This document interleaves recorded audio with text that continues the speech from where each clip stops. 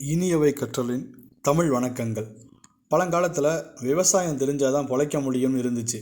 அதுக்காக அவங்க நிறைய மெனக்கெட்டாங்க. ஆடு, மாடு, கோழின்னு வளர்த்து அதனுடைய சாணத்தை நிலத்துக்கு போட்டாங்க.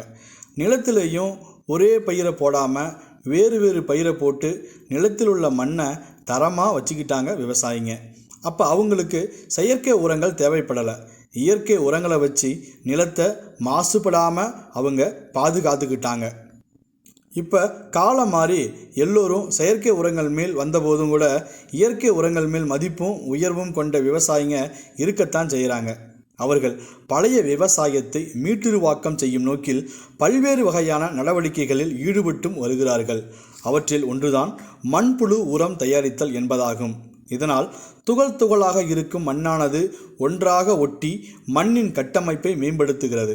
அதனால் மண்ணின் காற்றோட்டம், நீர் பிடிப்பின் திறன் அதிகரிக்கவும் செய்கிறது. மண்ணிலுள்ள வெப்பநிலையை சீர்படுத்தி செடிகளில் வேர் காயம்படாமல் பாதுகாக்கவும் செய்கிறது.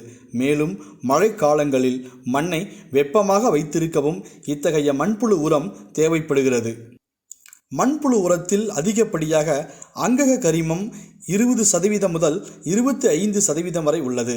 இது மண்ணின் வளத்தை மேம்படுத்தி பயிருக்கு தேவையான சத்து பொருட்களை தேவையான நேரத்தில் தேவையான அளவு கொடுக்கவும் செய்கிறது. இதனால் மகசூலும் அதிகரிக்க வாய்ப்புள்ளது. சென்ற பகுதியில் மண்புழு உரம் தயாரித்தல் எப்படி என்பதை பற்றி கண்டோம். அதன் தொடர்ச்சியாக இக்காணொளியில் மண்புழு உரத்தின் தேவைகளும் நன்மைகளும் என்பதை பற்றி பார்க்கலாம். மண்புழு உரம் பற்றிய கருத்துரைகளை வழங்குபவர் திரு அருண் அவர்கள், வெர்மி கம்போஸ்ட், பாகலூர். அவருக்கு இனியவை கற்றலின் மிக்க நன்றிகள். மேலும் இனியவை கற்றல் சேனலை சப்ஸ்கிரைப் செய்து கொள்ளுங்கள், பெல் ஐக்கானை கிளிக் செய்து கொள்ளுங்கள். வாருங்கள் வீடியோவிற்குள் போகலாம். ஸோ இப்படி நம்ம எடுக்கும்போது இது முழு ப்ராசஸ் நம்மளுக்கு ஒரு 90 நாள் வரைக்கும் பிடிக்கும். ஒரு 15 நாள் கழித்து மண்புழு விட்டு திருப்பி ஒரு 7வது நாள்லேருந்து நம்ம ஹார்வெஸ்ட் பண்ண ஸ்டார்ட் பண்ணோம்னா ஒரு 5 நாள் 6 நாளுக்கு ஒரு டைம் ஹார்வெஸ்ட் பண்ணிகிட்டே இருந்தோம்னா அது ஒரு 8 ஹார்வெஸ்ட் 10 ஹார்வெஸ்ட் போகிறதுக்குள்ளே நம்மளுக்கு 90 டேஸ் முடிஞ்சிடும். ஸோ இப்போ இந்த ஒரு பெட்டில் 90 டேஸ் முடிஞ்ச உடனே இதில் ஃபுல்லாக ஃப்ரிட்ஜ் ஆஃப் எப்படி என்ன இருக்குன்னா nitrogen, phosphorus, potassium, calcium, magnesium, zinc, sulphur, boron, ammonium, magnesium, manganese, so இது எல்லாமே நம்மளுக்கு காப்பர், இது எல்லாமே இதில் செட்டில் ஆகிருக்கும். ஸோ இப்போ இது எப்படி பிளான்ட்டுக்கு பெனிஃபிட்ஸாக இருக்குது. இதை நம்ம ஹார்வெஸ்ட் பண்ணி ஃபில்டர் பண்ணி பேக்கிங் பண்ணி விற்கிறோம். ஸோ இது இதோட ப்ரொடக்ஷன் முடியுது. ஸோ இப்போ இது எப்படி பெனிஃபிட்ஸாக இருக்குது அப்படின்னு நம்ம பார்த்தீங்கன்னா, இப்போ இது நிறைய வாட்டர் ஹோல்டிங் கெப்பாசிட்டி. இப்போ ஃபார்மர்ஸ் எல்லாம் எப்படி நிறைய ஃபேஸ் பண்ணுறாங்கன்னு நீங்கள் அவங்களோட பிரச்சனை நீங்கள் பார்த்தீங்கன்னா, அவங்க மண் ரொம்ப சூடாக இருக்குது, டெம்பரேச்சர் அதிகமாக இருக்குது, கெமிக்கல் ஃபெர்டிலைசர் யூஸ் பண்ணுறதுனால. ஸோ ஃபஸ்ட்டு நம்மளுக்கு தேவை ஃபுட்டுன்னு சொன்னால் பிளான்ட்டுக்கு தேவை மண் தான். அதுதான் மெயினான ஒரு மெட்டீரியல் அதுக்கு. ஸோ மண் எப்பயுமே தரமாக இருக்கணும். மண் தரமாக எப்போ இருக்கும் அப்படின்னு பார்த்தீங்கன்னா, அதில் மைக்ரோபியல் ஆக்டிவிட்டிஸ் நடக்கணும், அதில் பாக்டீரியாஸ் இருக்கணும், மைக்ரோப்ஸ் இருக்கணும், அப்புறம் ஏரியேஷன் நடக்கணும். ஸோ இதெல்லாமே நடக்கும்போது தான் மண் ரொம்ப தரமாக இருக்கும். ஸோ இப்போ ஏன் மண் தரமாக இல்லை அப்படின்னு கேட்டிங்கன்னா, கெமிக்கல் ஃபெர்டிலைசர்ஸ்னால மைக்ரோப்ஸ்னால வாழ முடியறதில்லை. ஸோ இப்போ நான் உங்களுக்கு முன்னாடியே சொன்ன மாதிரி இங்கே இருக்க டெம்பரேச்சர் இருக்குதுங்களா, டெம்பரேச்சர், பிஹெச், இந்த மாய்ஸ்டரில் தான் மைக்ரோப்ஸால் சர்வைவ் பண்ண முடியும். ஸோ அது இங்கே ஜென்ரேட் ஆகும். ஸோ இப்போ இதுலேயே நம்ம கொஞ்சம் ஹீட் ஜென்ரேட் பண்ணாலும் மைக்ரோப்ஸ் இறந்து போயிடும், அதுக்கான கேப்பபிலிட்டி இருக்காது. ஸோ சின்ன ஹீட்கே அப்படின்னு சொன்னால் நம்ம ஒரு கெமிக்கல் ஃபெர்டிலைசர் சால்ட்டு அதை நம்ம போட்டு நம்ம மண்ணை சூடுபடுத்தும் போது அங்கே எந்த ஒரு மைக்ரோப்ஸும் இருக்காது, ஒரு பாக்டீரியாஸுமே இருக்காது. அப்போ ஒரு இறந்த மண் மாதிரி தான், இறந்த உடல் மாதிரி தான் அந்த மண் நம்ம பார்க்க முடியும். ஸோ இப்போ இது என்ன பண்ணுன்னா அந்த மைக்ரோபியல் ஆக்டிவிட்டி அதிகப்படுத்தும். எப்படி அதிகப்படுத்தும் அப்படின்னு பார்த்தீங்கன்னா, இதில் இருக்கிற இப்போ நீங்கள் சாயிலில் ஏரியேஷனை க்ரியேட் பண்ணும். முதல்ல எர்த்வார்ம் ஃபஸ்ட்டு டாப் லேயரில் இருக்கும், பாட்டம் லேயரில் இருக்கும், கீழேயும் இருக்கும். ஸோ இது என்ன பண்ணுன்னா அது போயிட்டு வரும்போது ஏரியேஷனை க்ரியேட் பண்ணும். ஸோ ஏரியேஷனை க்ரியேட் பண்ணும்போது என்ன ஆகும்னா அதுக்குள்ளே காற்று போகும், அதுக்கப்புறம் தண்ணி வரும், தண்ணி போகும். காற்று தண்ணி போன உடனே அந்த மண்ணோட தரம் கொஞ்சம் மாறுபட்டுரும், நல்லா கேப்பபிலிட்டியாக இருக்கும். அப்போ என்ன பண்ணும், சின்ன சின்ன மைக்ரோப்ஸ், வேரில் இருக்க மைக்ரோப்ஸ், இல்லை நம்ம இந்த மாதிரி ஆர்டிஃபிஷியலாக கொடுக்குற மைக்ரோப்ஸ், அந்த மாதிரி மைக்ரோப்ஸ் என்ன பண்ணுன்னு சொன்னால் அதோட லைஃப் சைக்கிள் அங்கே ஸ்டார்ட் பண்ணிக்கும். அது எதுவுமே சார்ந்து இல்லை. அதுக்கு ஈரம், கொஞ்சம் இடம், காற்றோட்டம் அப்படி இருந்துச்சுன்னா அதோட லைஃப் சைக்கிள் அது ஸ்டார்ட் பண்ணிக்கும். ஸோ அதோட லைஃப் சைக்கிள் அது ஸ்டார்ட் பண்ணும் போது தான் அங்கே நம்மளோட ஃபீல்டில் நம்மளோட ஒர்க்கே நடக்கும். தேவையான மேக்ரோ நியூட்ரன்ஸ் அங்கே செட்டில் பண்ணும், நைட்ரஜனை ஃபிக்சேஷன் பண்ணும், எல்லாத்தையுமே ஃபிக்சேஷன் பண்ணும், ஏரியேஷன் கொடுக்கும், வாட்டர் ஹோல்டிங் கொடுக்கும், ஸோ நீங்கள் 3 months வரைக்கும் அந்த பீரியடில் வந்து இப்போ நீங்கள் நைட்ரஜன் எடுத்துக்கிட்டிங்கன்னு வச்சுக்கோங்களேன், அது குளோரோஃபில்க்கு ரொம்ப முக்கியம். ஃபோட்டோசிந்தசிஸ் பண்ணுறதுக்காக நைட்ரஜன் நிறைய வருது. அதுக்கப்புறம் நல்ல ரெகுலர் க்ரோத் ஆகுது, திடீர்னு வந்து மெட்டபாலிசம்னால பிளான்ட் க்ரோத் ஸ்டாப் ஆகிடுச்சு அப்படின்னு சொன்னால் நைட்ரஜன் இல்லைன்னு சொல்லி அர்த்தம். ஸோ நைட்ரஜன் இருந்துச்சுன்னா அதோட ரெகுலேட் வந்து கரெக்டாக இருக்கும், ப்ராப்பராக ஈல்டு வந்து சூப்பராக கொடுத்துட்ருக்கும். அப்புறம் நீங்கள் பாஸ்பரஸ் எடுத்துக்கிட்டிங்கன்னா அது ஸ்டெம் கொடுக்கும், ரூட் கொடுக்கும், அப்புறம் உள்ளே வந்து ஸ்ட்ரென்த்து கொடுக்கும் ஸ்டெம்க்கு. ஸோ இந்த மாதிரி ஒரு நியூட்ரண்ட் வந்து ஒரு வேலையை வந்து அதோட வேலையை பண்ணிகிட்டே இருக்கும். ஸோ இந்த மைக்ரோபேஸ் வந்து இதை ஃபிக்ஸ் பண்ணும் போதும் அவ்வளோதான், அங்கே நியூட்ரியன்ட் இருக்கும், நம்ம சீடு மட்டும்தான் போட்டிருப்போம். ஸோ அதில் இருக்க ப்ராசஸ் வந்து பிளான்ட் வளர்கிறதுக்காக ஒரு விவசாயம் என்னென்ன பண்ணுவானோ அதுக்கு அது எல்லாமே இது வந்து எடுத்து கொடுத்துட்ருக்கோம். இப்போ நம்மளுக்கு இதை வெர்மி கம்போஸ்ட் வந்து நியூட்ரியன்ட் ஃபுல் ஆஃப் நியூட்ரியன்ட் இருக்குது. ஸோ மைக்ரோப்ஸ் என்ன பண்ணணும்னா இப்போ நம்ம கை மாதிரி தான், நம்ம சாப்பிட்றதுக்கு இது யூஸ் பண்ணுறோம் இல்லைங்களா, சாப்பாடு அங்கே இருக்குது, பட் அது எப்படி நம்ம வாய்க்கு போகுதுன்னா கை மூலியமாக தான். அதனால் அந்த மாதிரி தான் இந்த மைக்ரோப்ஸ் வந்து அந்த இடத்துல வேலை பண்ண போகுது. நம்ம கொடுத்துருக்க நியூட்ரியன்ட் நம்ம 14 types ஆஃப் ரிச் நியூட்ரியன்ட் வந்து நல்லா ஒரு 60 days ப்ராப்பராக பண்ணி நம்ம சாயிலுக்கு போட்டிருக்கோம். சாயிலில் அப்பயுமே கூட அந்த நியூட்ரியன்ட்டை எடுத்துக்க கூட மைக்ரோபியல் ஆக்டிவிட்டிஸ் தேவைப்படுது. ஸோ அந்த ஆக்டிவிட்டிஸ் எல்லாம் வந்து இதில் மூலியமாக ஜெனரேட் ஆகும். ஸோ அந்த ஆக்டிவிட்டிஸ் நடக்கும்போதும் ஒன்றொன்னா எடுத்து ஒன்றொன்னா கொடுத்து பிளான்ட் சின்ன சீட்ஸ்லேருந்து ஜெர்மினேட் ஆகி அது மெச்சூர்ட் ஆகி அது ஒரு ஃப்ரூட்ஸ் வந்து அதோடைய சீட்ஸ் வந்து அது ஜெனட்டிக்கை கடத்துற வரைக்கும். இப்போ வந்து நீங்கள் மெக்னீஷியம் எல்லாம் பார்த்தீங்கன்னா அதோட ஜெனட்டிக்கலை கடத்துறதுக்கான ஹெல்ப் பண்ணுது. ஸோ ஒரு பிளான்ட்லேருந்து இன்னொரு பிளான்ட்டுக்கு அதோட ப்ராப்பராக எப்படி கடத்தணும், அது ஜெனட்டிக்காக எப்படி இருக்குன்னு சொல்லி ஸோ அதையும் அந்த வேலையை பார்க்குது. ஸோ என்ன விஷயம்னா அந்த ஒரு 3 month ஆஃப் சைக்கிளில் ஒரு பிளான்ட் எப்படி இருக்கோ அந்த பிளான்ட் அப்படியே இயற்கையாகவே காப்பி பண்ணி இன்னொரு பிளான்ட்டு கொடுக்குற வரைக்கும், இன்னொரு சீடு கொடுக்குற வரைக்கும் இது எல்லாமே நேச்சுரலாகவே நடக்குது. ஸோ இதில் நம்ம எந்த கஷ்டமே பண்ணணும்னு இல்லை. இப்போ நார்மலாக இப்போ இருக்க ரெகுலர் லைஃப்பில் நம்ம ஏன் இதெல்லாம் பண்ணுறோன்னு சொன்னால் ஃபார்மர்ஸ் ரொம்ப ரிஸ்கில் இருக்காங்க. அதுக்கப்புறம் வந்து நம்ம சாப்பிட்ற ஃபுட்டு வந்து குவாலிட்டியாக இல்லை, கெமிக்கல் ஃபெர்டிலைசர்ஸ்னால குவாலிட்டியாக இல்லாதனால டிசீஸ் நிறைய வருது. டிசீஸ் நிறைய வருதுனால நம்மளோட லைஃப் சைக்கிளே மாறிடுச்சு, நம்மளோட ஆக்டிவிட்டீஸ் மாறிடுச்சு, நம்ம பண்ண வேண்டிய செயல்கள் எல்லாமே மாறிடுச்சு. ஸோ இது எல்லாமே மாற்றுறதுக்கு ரொம்ப சின்னதாக தான் மாறி வந்தது. முன்னாடி இப்போ 60 வருஷத்துக்கு முன்னாடி தான் பசுமை புரட்சி 1960 பசுமை புரட்சின்னு ஒன்று எடுத்துகிட்டு வந்தாங்க. ஸோ அதுவுமே வந்து இந்த மாதிரி ஒரு நோக்கத்துக்காக தான் எடுத்துகிட்டு வந்தாங்க, ஃபுட் எதுவுமே இல்லை அப்படி. பட் அது என்ன ஆச்சுன்னா இந்த மாதிரி விளைவை கூட்டு வந்து நம்மளுக்கு கொடுத்துருச்சு. எல்லாமே ஒரு சின்ன ஸ்டார்டிங் தான். இதில் வந்து நம்ம பண்ணுறது எவ்வளோ ரிஸ்க் ஒன்றுமே இல்லை. நம்ம ஒரு ஆர்கானிக் வேஸ்ட்டை எங்கேயுமே இருக்காது. இப்போ நீங்கள் வேஸ்ட்டு களைகள் எல்லாம் வந்து ஹெர்பிசைட் போட்டு நீங்கள் ஸ்ப்ரே பண்ணி நம்ம அதை சாவடிச்சிடுறோம். அது ஸ்ப்ரே பண்ணி எல்லாம் சாவது, செடி சாவது பார்த்தாம மண்ணுக்கும் சூடு கொடுத்து மண்ணையும் சாவடிக்கிறோம். அதில் இருக்க ஒரு சின்ன உயிரினத்தையும் நம்ம சாவடிக்கிறோம். அந்த சின்ன உயிரினெல்லாம் ஏரியேஷனை கொடுத்தாதான் அந்த காற்று தண்ணி, அந்த பௌதிகத்தன்மைன்னு சொல்லுவாங்க, காற்று தண்ணியும் மண்ணுக்குள்ளே இருந்தால் மட்டும்தான் அது இப்போ நமக்கு எப்படி நம்ம உயிரோடு இருக்கோமோ அந்த மாதிரி அது உயிரோட கருதப்படும். ஸோ அந்த வேலைகள் எல்லாம் அந்த உயிரினங்கள் பண்ணிட்டு இருக்குது, இயற்கை பண்ணிட்டு இருக்கும் போதும் நம்ம ஒரு கெமிக்கல் ஃபெர்டிலைசர் எடுத்து வந்து அதை கொட்டி அது எல்லாத்தையுமே அழிச்சிட்டு புதுசாக வேறு முறையில் வேறு ப்ரிப்பேர் பண்ணி வேறு மாதிரி சாப்பிடும் போதும் நம்ம அதுக்கு அடாப்டெல்லாம் இருக்க முடியாது. ஏன்னா நம்ம பழகி வந்தது வேறு, நம்ம சாப்பிட்டது வேறு, நம்மளோட ஜீனே வேறு. ஸோ நம்ம புதுசாக வந்து கன்சியூம் பண்ணும்போது நம்மளது எல்லாமே மாறும். ஸோ அந்த மாதிரி மாறி தான் இப்போ இது வரைக்கும் இந்த டிசீஸ் ஒரு சின்ன பையனுக்கு ஒரு டயபெட்டிஸ் வருது சரி, நம்மளுக்கு ஒரு 18 to 25 இயர்ஸ்க்கு வந்து போன் ப்ராப்ளம் வர்றதும் சரி, கேன்சர் வர்றதும் சரி, எல்லாத்துக்குமே ஃபுட் தான் ரொம்ப இம்பார்ட்டன்ட் காரணமாக இருக்குது. ஸோ அந்த ஃபுட்டை வந்து ப்ரொடக்ஷன் பண்ணுறதுக்கு நேச்சுரலாக ப்ரொடக்ஷன் பண்ணுங்கன்னு சொல்லி ஃபார்மர்ஸ் கிட்ட சொன்னால் அவங்க நம்ப மாட்டுறாங்க. இது 60 years முன்னாடி இந்த மாதிரி ஒன்றுமே இல்லை, கெமிக்கல் ஃபெர்டிலைசர் எதுவுமே இல்லை, இப்படி தான் நடந்துட்டு இருந்தது. ஸோ அதனால தான் அவங்க அப்படி இருந்தாங்க. அதனால இது ஒரு பெரிய விஷயமா நம்ம ஒன்று பார்க்க வேண்டியது இல்லை. என்னன்னா இயற்கையோட கொடுத்தோம்னா அது பாட்டுக்கு அது அழகாக நம்மளுக்கு கொடுக்கும். நம்ம தோட்டம் பண்ணுறோம், சைடில் ஏதாச்சும் களைகள் வருது, அது இது வருது, மாடு வளர்க்குறோம், ஆடு வளர்க்குறோம், கோழி வளர்க்குறோம். ஸோ இதோட கம்போஸ்ட்லாம் கலெக்ட் பண்ணுறோம், அப்புறம் களைகளெல்லாம் அறுக்கிறோம், செடிகளெல்லாம் காஞ்சி போன அப்புறம் அதை அறுக்கிறோம்.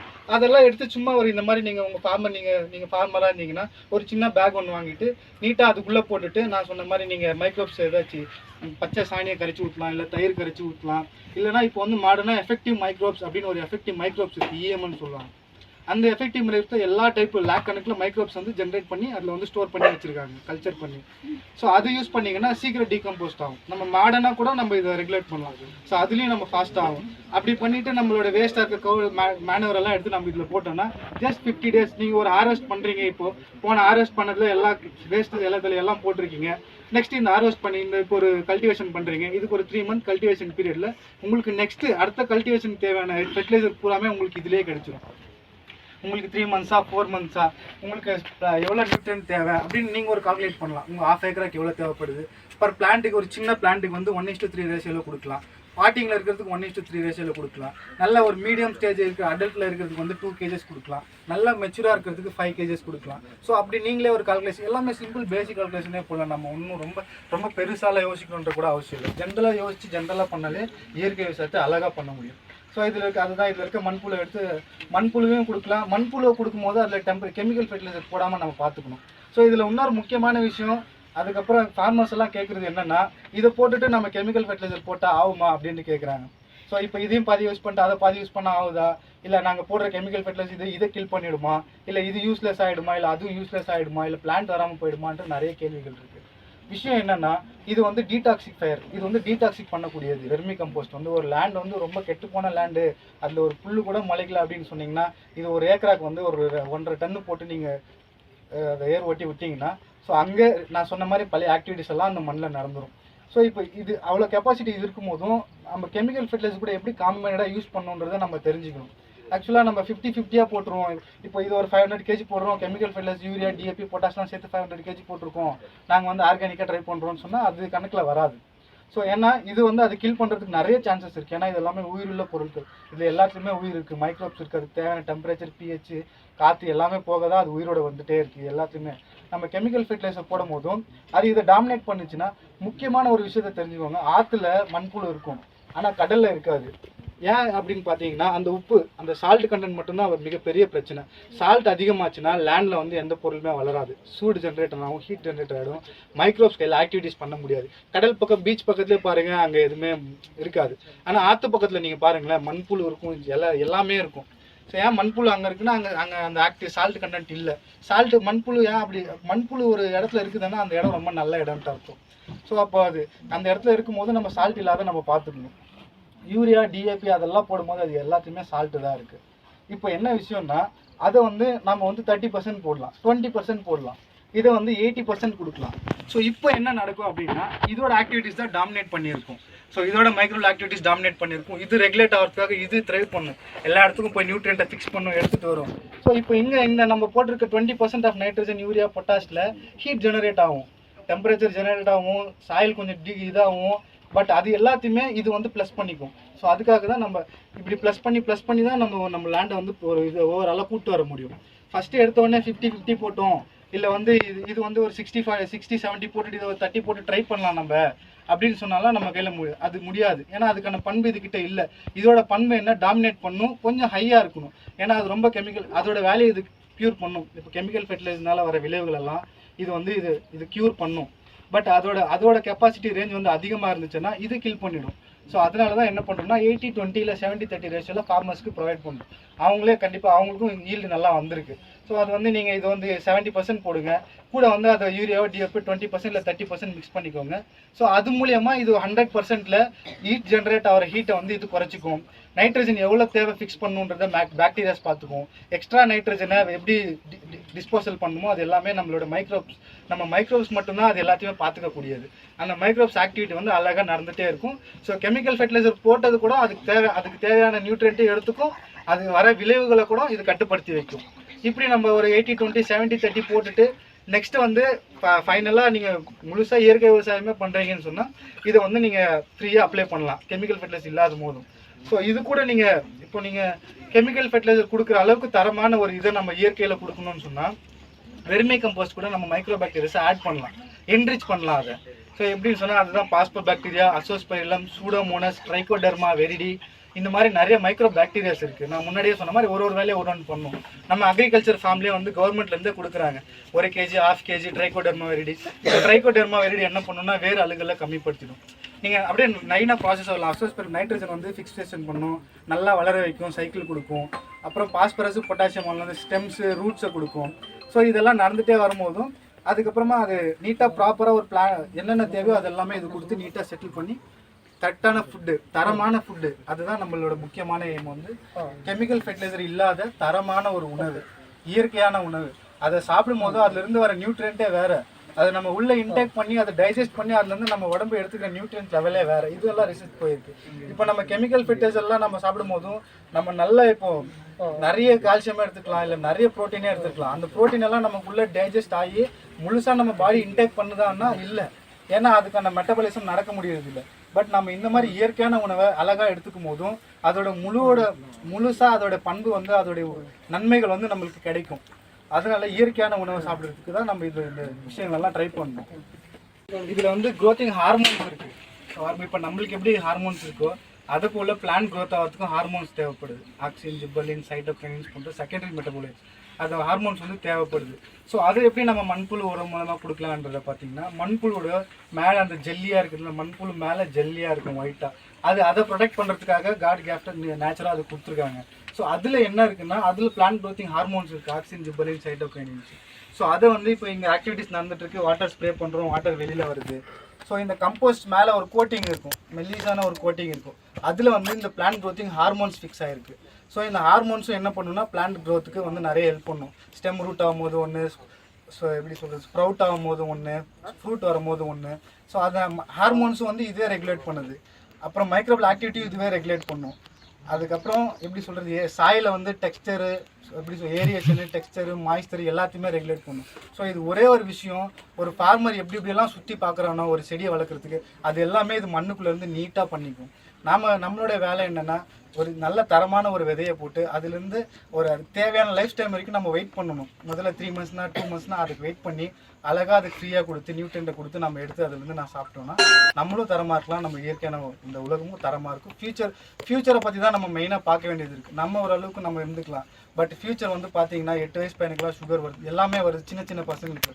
ஸோ அதெல்லாம் தடுக்கிறது நம்ம கையில் கண்டிப்பாக இருக்குது. முக்கியமான காரணம் உணவு தண்ணி தான் நம்மளுக்கு. அது தரமாக இருந்துச்சுன்னா நாம் கரெக்டாக இருக்கலாம், நம்ம ஹெல்த்தியாக இருக்கலாம், நம்ம என்ன வேணுமோ அதை நம்ம செயல்படுத்தலாம். உணவும் தண்ணியும் மிக்ஸ் ஆச்சுன்னா நம்மளே நினைச்சாலும் நம்மளோட இன்னரை வந்து நம்ம அந்த அளவுக்கு பர்ஃபெக்டாக எடுத்து வர முடியாது. ஸோ இந்த ஃபுட்டுன்றது, இயற்கை ஃபுட்டுன்றது, ஃபுட்டை தாண்டி ஒரு ஃப்யூச்சர் ஆகட்டும், ஒரு வேர்ல்டு ஆகட்டும், ஒரு சர்வீஸ் ஆகட்டும், மக்களை வந்து ஒரு நல்ல பண்பாக, ஒரு நல்ல மேனாக, ஹியூமன் பீயிங்கை வச்சுக்கிற வரைக்கும் இது வந்து நம்மளுக்கு நிறைய ஹெல்ப்ஃபுல்லாக வருது. இதை நீங்கள் கமர்ஷியலாக நம்ம பிஸ்னஸ்குள்ளே கூட இன்வால்வ் பண்ணலாம். நீங்கள் பிஸ்னஸ் பண்ணலாம், இது கமர்ஷியலாக சேல் பண்ணலாம், நீங்கள் ப்ராஃபிட் பண்ணலாம், சர்வீஸ் பண்ணலாம். உங்கள் லைஃப் சைக்கிளை வந்து அழகாக நேச்சுரல் கூட நினச்சி நீங்கள் ரொம்ப ஜாலியாக, ஹோப்ஃபுல்லாக இந்த லைஃப்பை வாழலாம். மேலும் இந்த காணொளியின் அடுத்த வரிசையினை விரைவில் காணலாம். மண்புழு உரம் தயாரிப்பு பற்றிய முதல் பாகம் டெஸ்கிரிப்ஷனில் கொடுக்கப்பட்டுள்ளது, அனைவரும் பார்க்கவும். இனியவை கற்றல் வாசகர்களுக்கு மிக்க நன்றிகள்.